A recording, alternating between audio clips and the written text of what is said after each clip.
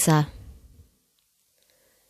The tightness in Xing's chest wouldn't loosen as his eyes searched for Mum's corpse, but the black and white Beluvians all looked the same from up in the sky. Mum. He had to bury her. Even without Mum's dying request, Xing had to rescue Isa. Until the paratroopers and abductees entered their tanks at the top of the cliff, he wouldn't dare to move. Only when the tanks trundled over black grass and into a valley did he follow. But they were slow. Straggling above landscape brought a clear awareness of his broken heart. The implications of Mum's murder and his sister's capture had plenty of time to sink in as the ancient and heavily armoured vehicles continued south under the rusty Arthian sky. With the sunrise imminent, he gripped the handlebars with one hand while he slipped off his goggles and pocketed them with the other. As he skimmed the black and red surroundings, he wondered whether anyone else had escaped the massacre and told the hidden city guys. After gazing at the horizon, he had to scan the black desert for the camouflaged tanks again. While native Rhinidians and Menidians saw colours within the spectrum's infrared side, Xing's Beluvian ancestors belonged to an orange sun, and their eyes weren't adapted. But he didn't know that he was missing out because he'd never lived in another world. He identified the tanks in any case. The air was warm. Spring flowers in the valley offered a sweet fragrance, but the reminder of coming summer only brought him more remorse because Mum was dead. He'd never see her again. Nature's beauty could only offer pain. Could he share his future with Isa? Where were they taking her now? After half a day, the tanks entered their destination, a large enclosure containing rectangular buildings.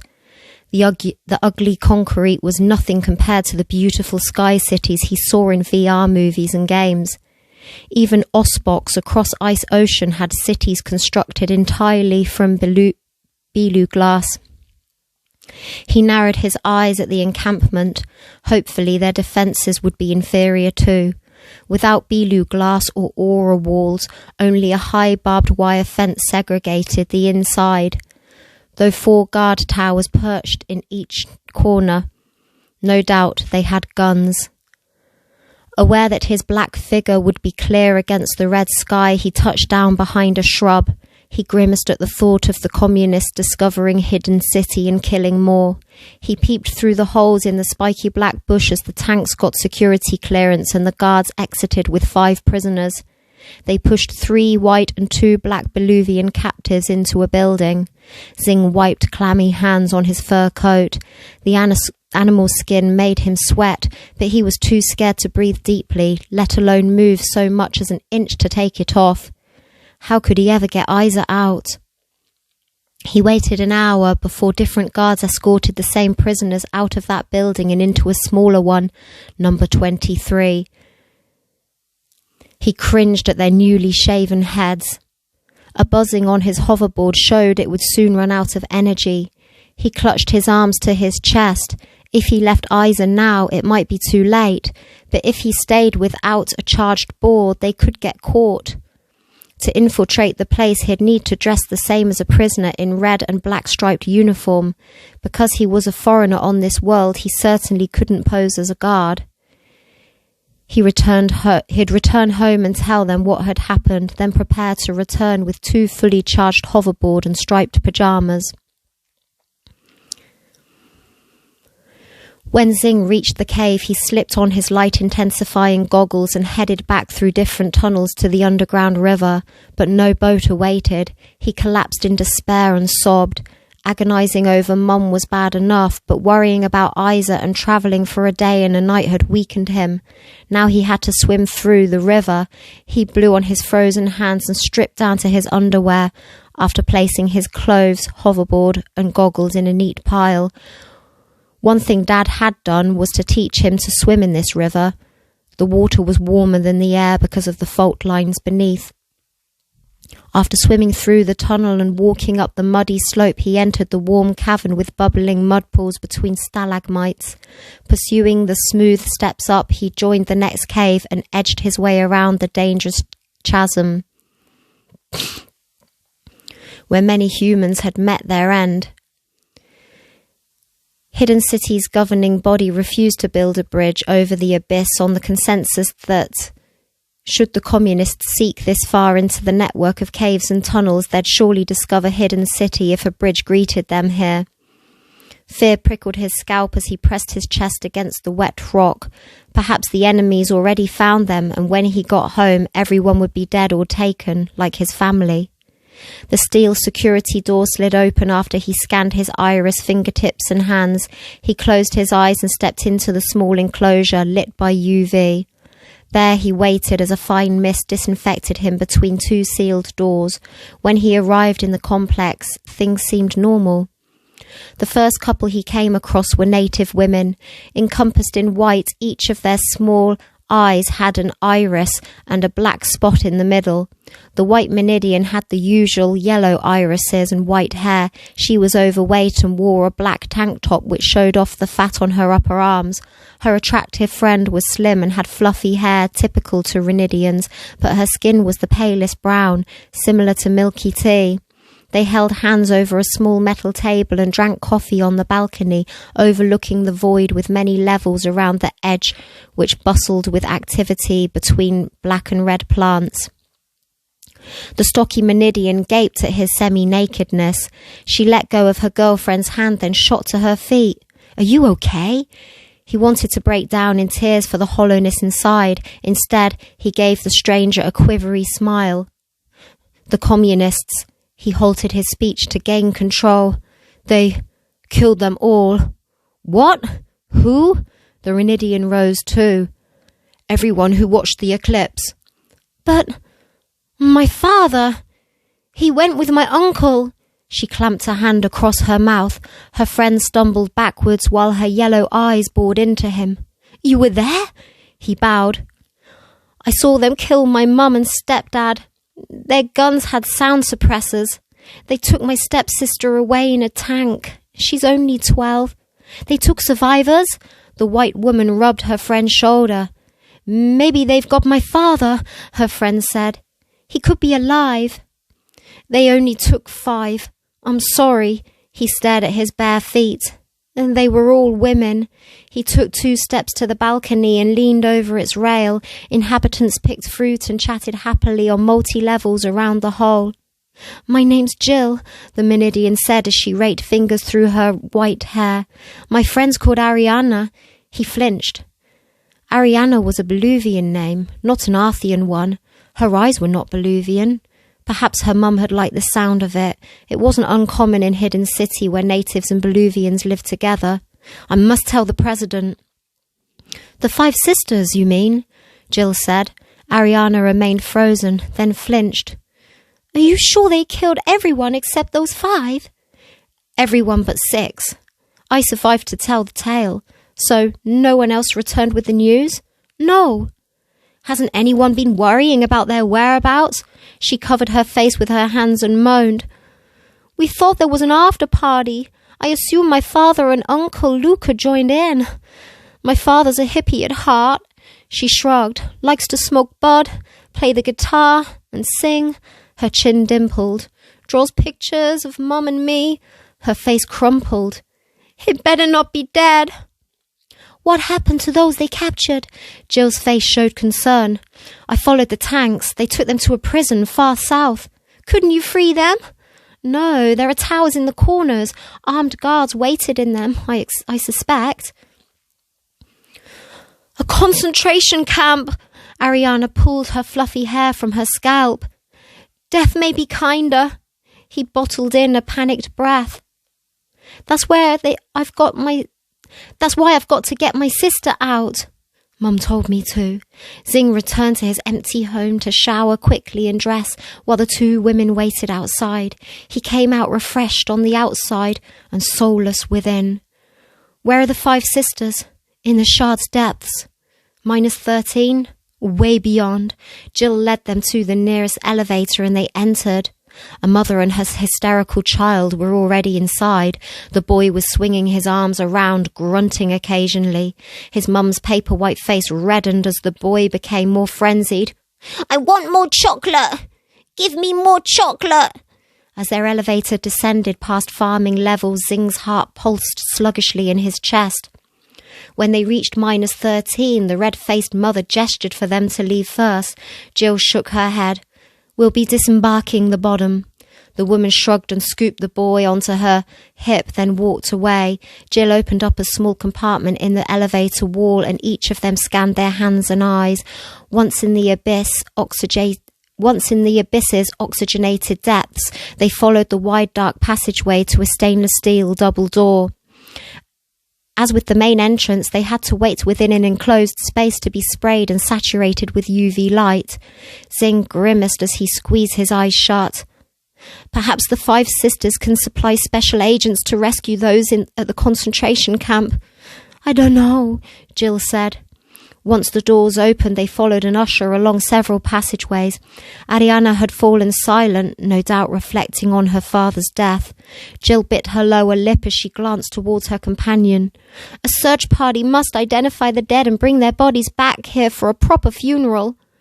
What if some got away, but they were too scared to return in case the enemies were waiting for them to lead them here?" Her friend groaned. "Did you see a black Beluvian man on the beach? My dad's a black Beluvian, like you." His throat ached. Surprised, she, too, was a Beluvian, yet didn't have Beluvian eyes. Perhaps an unknown man was her true father. There were many black Beluvian men, whites too. They reached another set of doors, guarded by 2 men. "Only the man may enter. You stay here and take him back afterwards." Both natives nodded as he stumbled into the shadowy room. Xing waited outside the perimeter of orange light. It illuminated paving stones in the shape of a pentagram and cast light over 5 bald-headed Beluvian women who sat at each point of the star. Their black eyes glittered within black and white faces, and each wore a long black gown and layers of wool and silk. He clenched his teeth and gulped. "Come!" A woman's voice echoed around the chamber. His footsteps sounded akin to a horse's hooves as he faltered towards them. "Stand inside the star, if you please," a voice of a different tone said. He stooped under the warm orange glow and swallowed as his gaze bounced between both women. He turned on the spot to bow at each woman. "May we help you?" the albino woman he faced asked. He told them everything, turning now and then to nod to the other 3 women out of courtesy. The black Beluvian he faced seemed more emotional than her partner. She wept silently, then palmed her face and sniffed. "What shall we do?" "Nothing," a woman behind Xing said. With his breath bottled, Xing reversed his position to view the 3 nodding women. He blanched. "But what about my sister?" He rotated towards the other 2, hoping they'd disagree with their sisters. But the white Beluvian's jaw clenched as orange light glinted in her black eyes. "We are a peaceful nation. That's the reason no one ever discovered us." "But you don't know how long we have lived here, child," a woman from behind said. He turned and glanced at each. A black one responded. 60 years we've lived here." "But they've imprisoned 5 of our people," he said. "Our whereabouts must never be discovered," another woman said. "We retaliate. That's how we survive." "I agree," said the third. "For the next year, we must forbid anyone from leaving." "Yes, the communists will be waiting and watching." Xing stood frozen to the spot at the agreement that the 5 sisters should prevent anyone from leaving Hidden City. He imagined telling Ariana that the 5 sisters had agreed to leave the dead bodies on the beach to rot. Gripping his elbows, he fell on his knees, and finally his pent-up emotions released into choking sobs. "But what if they torture my sister for the information?" The 3 women's faces froze. He turned to the 2 behind and stared at the black sister who had shed tears. "Please!" He reached out to her, thinking of Mum. The woman's chin wobbled. "How old is your sister?"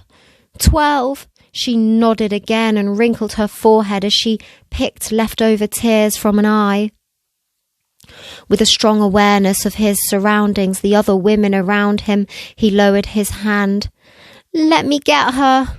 "You will die." "I have nothing to lose. She's all I have left." "We will discuss it." She arched her eyebrow and pulled a long face at her four sisters. "Don't you have special agents who can help?" They gave each other anxious looks. "We are a passive nation."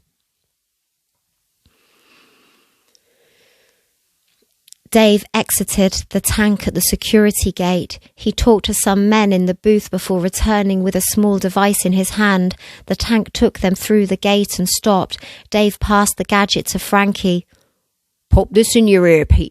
Pop this earpiece in your ear. He saluted when Frankie followed his instructions. "That's right. Now carry this device in your pocket at all times. You hear?" Frankie swallowed and nodded. What is it?" "A translator. Few in Vorta can speak Shienese. Us lot can, because we're agents. We have to know lots of Osbok's languages." They entered a hatch and descended a ladder. After walking through a few underground passageways, Jessica and Sam said goodbye, and Dave and Frankie made their way towards a different warren.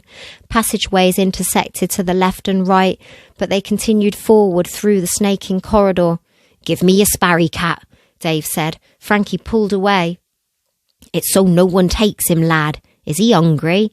"Very." "Give him here and I'll sneak him in for food. I'll stow him under my coat." Frankie passed the sparry cat to the tall, spotty man. When they reached the passageway's end, chattering voices resonated with clinks of crockery. Dave opened the door and the babble increased in volume.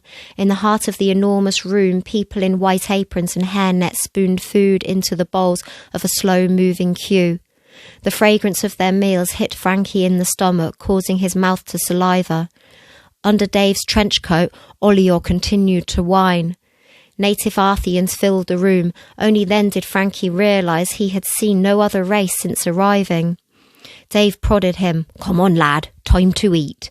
They joined the end of the line, which carried them around tables set out in a square. Frankie couldn't help but smile when Dave seized a chunk of meat and sneaked it inside his coat. Olior's loud chomping rung out, but no one detected him in the noisy room. In the middle, servers placed fresh food on Frankie's plate. White rice, curry, and a mixture of beans and herbs. It smelled better than anything he'd ever eaten. When Mum and Dad were alive, they'd buy cheap takeout from the street food vendors on good days. These comprised overly salty processed meats and flour, but this food looked wholesome and good. Frankie had only ever eaten rotten vegetables and fruit found in garbage heaps. His vision blurred as other servers heaped yet more food on his plate. He blinked back tears. After Mum and Dad had died, he'd scavenged from garbage heaps all the time. Sometimes he was lucky and found fresh food. Other times he was so hungry he ate rotten meat, which made him sick. "Hey," Dave said to a server, "pop a steamed bun on the lad's plate, will ya?" The bold man raised an eyebrow. "He's got rice." "Yeah." "You know the rules." "Look, I've just rescued this orphan from a slum. Do us a favour." The server glanced from side to side, then gave a slight nod. "Go on. Don't tell anyone now." The server wagged a beefy finger at Frankie. "Don't you go expecting the same tomorrow." Frankie and Dave sat at a table full of kids and mums. "Hello," a boy with light brown skin and cornrowed braids said to Frankie. He must have hardly been 5. "I've never seen you here before." "He's new." Dave hid another piece of meat in his coat, then faked to cough when the sparry cat made gnawing noises. "Where did you come from?" The woman beside the child whispered in his ear and wagged her finger. The boy moaned and looked at his food, glancing every so often at Frankie. Frankie reached out and touched the boy's shoulder. "It's okay. I'm from a place called Osbok, over Ice Ocean." "Did Dave get you from there?" Frankie nodded. A chill crept up the back of his neck as he remembered all the people Dave and his friends had killed. "Well, you're probably the only kid who came here from outside. We've lived here all our lives." "Really?" "Eat up," Dave said gruffly. Frankie noticed a pretty Mayleedian woman sitting on the other side of the hall. She must have been 18 too. She must have felt him staring, for she turned around and smiled, causing him to blush. You can't just get fed and not do anything in return, though. He jerked his head around to see who'd said that, and a little girl with an enormous gap where she'd lost her front teeth smiled up at him. He grimaced. I can work. His gaze fluttered back to the young woman, but she'd turned her face away again to talk to an older man. You need to work, same as us, the girl said. You work? He asked. She must have only been 7 years old. She nodded. What about school? Who needs school? Dave spooned beans into his mouth. We all learn on the job, don't we, kids? The children responded enthusiastically. Where will you be working? The boy asked. I don't know. Frankie glanced at Dave. You'll be rotated like everyone. It doesn't matter where you start. What about Olio? I'll look after him. Who's Olio? The girl asked. None of your business. Frankie drummed his feet against the floor and hooted. I always wanted a job. Dave gave him a knowing grin. You won't be working for any lords or ladies, me lad. We all muck in together here. That's what communism's all about. I'd love to design VR games or design robots. Perhaps I can become a computer engineer. We don't use VR. That's a luxury, the girl said. His smile turned down. Oh, the little boy gaped at him. You played VR? Never. I've always been too poor. We always need engineers and computer engineers, me lad, Dave said. VR or no VR. After finishing their meal, Dave took Frankie down another long tunnel. The terrorist unlocked a door by scanning his palm. Come in then. Inside, a messy bed lay in the corner of an empty room. Dave lowered Olio onto the floor, then scooped more meat from his coat pocket. Lucky I've got a bowl. He filled it at the tap and lowered it. I'll get myself another. Then find a bed for you too. Olio slurped and ate noisily. Your sparry cat will be just fine. Need to take a dump? Frankie nodded and used his bathroom, surprised at its cleanliness compared to the squalid conditions of the slum. You might as well take a shower while you're in there, lad. You need to be clean to work. I'll fetch you clean clothes from the hospital. Got enough towels? Frankie eyed the neat heap of white towels on the shelf. Yeah. He'd never taken a proper shower before. If there was a heaven, this was it. He lathered years of dirt away with soap and inspected the filthy water spinning down the plug hole. After wrapping himself in a towel, Dave returned with folded clothes, the same olive green everyone wore. He dressed in the private bathroom, and then Dave took him to a place to work. This time the fragrance that greeted him was repulsive. It stank of rotten fish. I know it's not nice, but this is where you'll be working first. Olio will be fine at mine, and we can take him up for a walk after your shift. All right. Frankie bent his neck hesitantly as Dave pushed the door open. I'll come and pick you up in 4 hours for a break. Then you'll be coming back here for a few more hours to gut more fish. A fat woman in a plastic apron rubbed her hands together as she shuffled towards them. That's right. She pulled a scrunched plastic apron from her pocket. Here, put this on. Frankie gaped at long tables containing fish guts and blood. The stink of it made him gag. He looked up at Dave. How long will I be working here for? Dave shrugged at the woman. What, let's say a week? She shook her head. We're short of staff at the moment. Tina's got the flu and spread it on to a few others. Your boy may work here for over a month. Dave sighed. Sorry, lad. If I'd known this, I would have arranged you to work for someone else till Tina and Co returned. He patted Frankie's back. You'll get used to the stink eventually. He left and shut the door. Frankie's mouth turned down as his vision went blurry for the second time since arriving here. Perhaps staying in the slum would have been better, after all. Crouching behind a tree, Oshun peeped around the trunk at the heavily armed guards who strolled the perimeter of a 12-foot-high fence. She poked her tongue into her cheek. How could she ever enter the place? She shrugged and aimed her laser pistol at a black flag with a red triangle surrounding a red spot. The guard closest to the flag shouted in a foreign language at his comrades. It didn't make them move away, though. They became warier. "It's no good," she whispered in her watch. "I'll never get in." "Just try," Finley said. "You'll only learn by making errors, and remember, it's just a simulation." She took a deep breath and stepped to the side while aiming her gun at a guard. His brows knitted together and he dropped his gun. She tried to control her trembling, to no avail. Another guard yelled. She hurtled around. 5 guards aimed their machine guns at her. Hands as steady as possible, she leaned closer to her wristwatch. "Translation device. Switch my language to Vortanese." It vibrated against her wrist and she flinched. "If any of you pull the trigger, I'll kill your man." The guards shook their heads and continued to aim. "Drop your gun, kid." She pulled the trigger. Zap. The guard vaporized. Bang! Game over.